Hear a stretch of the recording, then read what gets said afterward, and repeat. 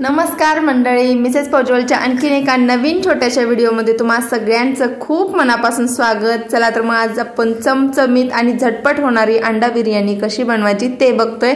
चला तर मग वेळ न घालवता रेसिपीला सुरुवात करूया। सगळ्यात आधी मी कुकर मध्ये 5 अंडी आणि 2 वाट्या कोलम तांदूळ बॉईल करून घेतलेला आहे, शिजवून घेतलेला आहे, बाजूला ठेवलंय। आता ते गार होतंय। तर चला आता अंडी सोलून मी थंड पाण्यामध्ये ठेवली होती।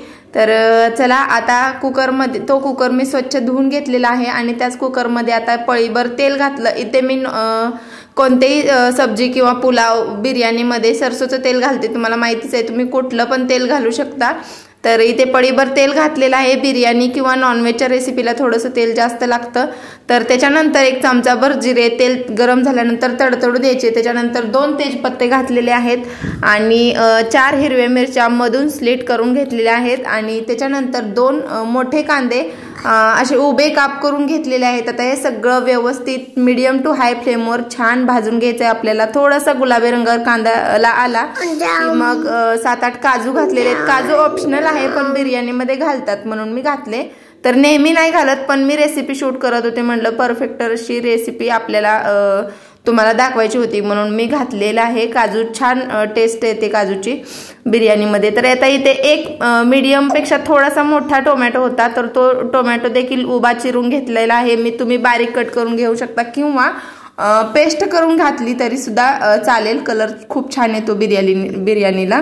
तर चला आता टोमॅटो छान लवकर शिजण्यासाठी मी ते नमक घातलेलं आहे। तर मी भातात पण ना म्हणजे तांदूळ शिजवताना भातात नमक घातलेलं, त्यामुळे थोडंसंच नमक घातलं मी ते अर्धा चमचा आणि त्याच्यानंतर अर्धा चमचा हळद। आता हे सगळं व्यवस्थित आपल्याला परतून घ्यायचं आहे 2 ते 3 मिनिटं आणि गॅसची फ्लेम मी मीडियम टू हायच ठेवलेली आहे आणि इथे उकडून सोलून घेतलेली अंडी घेतलेली आहेत। आता हलक्या हाताने हे मिक्स करत थोडंसं परतून घ्यायचं 1 मिनिटभर। अंड्याला थोडंसं असं कोटिंग आलं पाहिजे तेलाचं आणि छान म्हणजे परतून घ्यायचं आहे।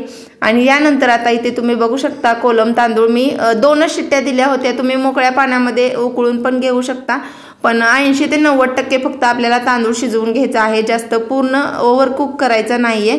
तर इथे तुम्ही कोणताही तांदूळ घेतला तरी चालेल, बासमतीच पाहिजे असं काही नाही।